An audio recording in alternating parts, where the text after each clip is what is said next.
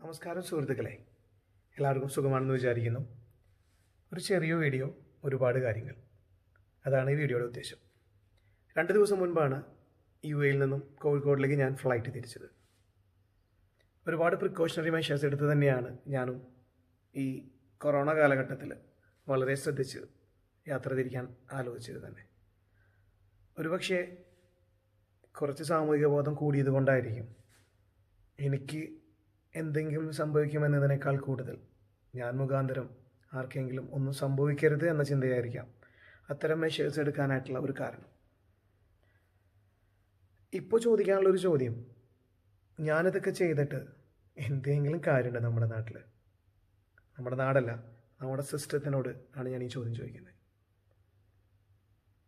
ഇത്രയും precautionary measures എടുത്ത് 2-3 mask ധരിച്ച് മുകളിൽ ഫേസ് ഷീൽഡും കയ്യിൽ കവറും ഇടയ്ക്കിടയ്ക്ക് ഇടവേളകളിൽ അടിക്കാനായിട്ടുള്ള സാനിറ്റൈസറും കൊണ്ടുവരുന്ന നമ്മളെപ്പോലെ ശ്രദ്ധിക്കുന്ന ആളുകൾക്ക് സിസ്റ്റം കൊടുക്കുന്ന റിപ്ലൈ അതാണ് ഒരു തരത്തിലും അംഗീകരിക്കാൻ സാധിക്കാത്തത്.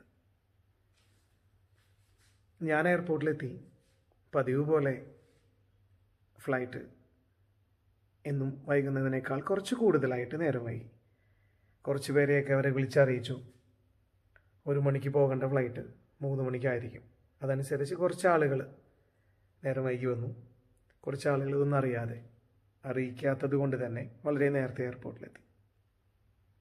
ഞാനും എത്തി. സാധാരണ രീതിയിൽ എത്തുന്നേക്കാളും 1 മണിക്കൂർ ലേറ്റായി പറഞ്ഞതുകൊണ്ട് അങ്ങനെ തന്നെ. എയർപോർട്ടിലെത്തിയതിന് ശേഷം ഒരു ഇൻഫോർമേഷൻ തരാൻ പോലും ഒരാളെ പോലും കാണുന്നില്ല.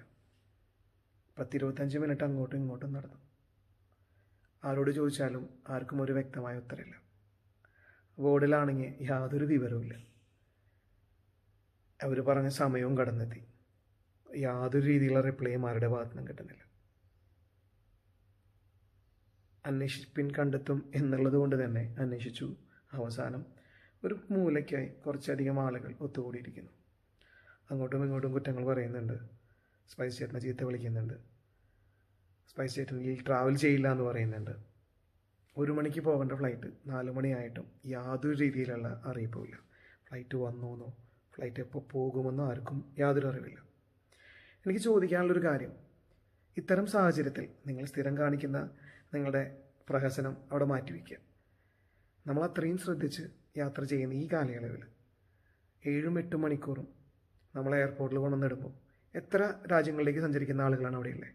നമ്മൾ എത്ര ശ്രദ്ധിച്ചാലും ഈ അസുഖം കിട്ടാനായിട്ട് എന്തോരം സാധ്യതകളാണുള്ളത് നമുക്ക്.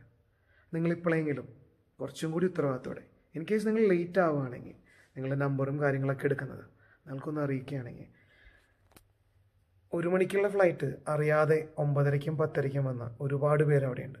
ഈ ഫ്ലൈറ്റ് എടുക്കുന്നത് 6 മണി നേരത്ത്.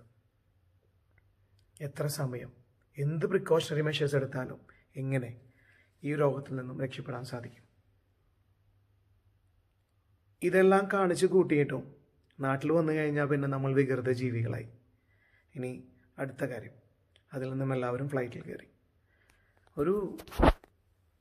ഒരു സ്കൂളിൽ നിന്നും ഒരു ട്രിപ്പ് പോകുന്ന ലാഘവത്തോടെയാണ് ഓരോരുത്തരും ഈ യാത്രയെ തന്നെ കാണുന്നത്. അല്ലയോ സഹോദര, നമ്മൾ ഇത്ര നാളും പോയ സിറ്റുവേഷനിലൂടെയല്ല നമ്മൾ കടന്നു പോകുന്നത്. ലോകത്തിലെ 2ാമത്തെ രാജ്യമാണെന്ന് ഇന്ത്യ. 2ാമത്തെ രാജ്യം. ഏകദേശം 1 കോടിക്കടുത്ത ആളുകൾക്ക് കൊറോണ സ്ഥിരീകരിച്ചിട്ടുള്ളൊരു രാജ്യം. അതിൽ ഏകദേശം 2 ലക്ഷത്തിന് മേലെ ആളുകൾ മരിച്ച രാജ്യം. ഈ ഒരു സാഹചര്യത്തിൽ നിങ്ങൾ എന്ത് കണ്ടിട്ടാണ് ഈ തോന്നിയവാസം കാണിക്കുന്നത്? ഫ്ലൈറ്റിൽ അങ്ങോട്ടും ഇങ്ങോട്ടുമൊക്കെ നടന്നുകൊണ്ടിരിക്കുക. ഞാൻ ഇത്രയും പ്രിക്കോഷണറി മെഷേഴ്സ് എടുത്തിരുന്നത് വഴിയുടെ അല്ലെങ്കിൽ ആ ആളുകൾ നടന്നു പോകുന്നതിൻ്റെ സൈഡിലാണ്. ഇവർക്ക് ഒരു കാരണവുമില്ലാതെ അവർ തെക്കും വടക്കും നടക്കുക. കുശലം പറയുന്നു കുറേ ആളുകൾ ഇടയ്ക്കിടയ്ക്ക് ബാഗ് എടുത്ത് മാറ്റി വയ്ക്കുന്നു, വീണ്ടും അകത്തോട്ട് വയ്ക്കുന്നു. മനസ്സിലാകുന്നില്ല. ഇനി ലാൻഡ് ചെയ്ത സമയത്ത്, ഈ ഫ്ലൈറ്റ് ലാൻഡ് ചെയ്തിട്ട് പണ്ടൊക്കെ പറയാം നമുക്ക് വീട്ടുകാരെ കാണാനുള്ള വ്യഗ്രത കൊണ്ട് ഓടിപ്പോകാമെന്നും. ഇതിപ്പോൾ ക്വാറന്റൈനിലേക്കാണ് പോകുന്നേ. എന്നാലും ഫ്ലൈറ്റ് ലാൻഡിങ് ഗിയറിട്ട് താഴെ മുട്ടി എന്ന് ഉറപ്പ് വന്ന സമയത്ത് ചാടി എഴുന്നേറ്റു. ക്യാബിൻ ക്രൂ വിളിച്ച് പറയുന്നുണ്ട് ഇരിക്കാൻ. ഇവളാരാ നമ്മളിരുത്താൻ എന്ന രീതിയിലാണ് ഇവർ ഓരോ ചിന്താഗതിയും. നിങ്ങൾ തന്നെയാണ് ഓരോ പ്രശ്നങ്ങൾക്കും കാരണക്കാർ. എത്ര ആരോഗ്യവകുപ്പോ എത്ര പ്രോട്ടോക്കോളോ നാട്ടിൽ കൊണ്ടുവന്നിട്ട് കാര്യമില്ല. സ്വയം തിരുത്താനായിട്ട് തോന്നണം.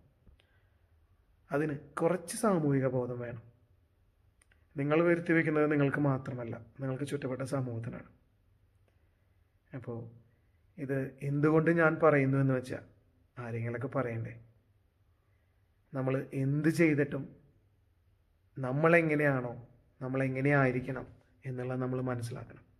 എന്നാൽ മാത്രമേ ഈ നാട് നന്നാവൂ, കൂട്ടത്തിൽ നിങ്ങളും നന്നാവും.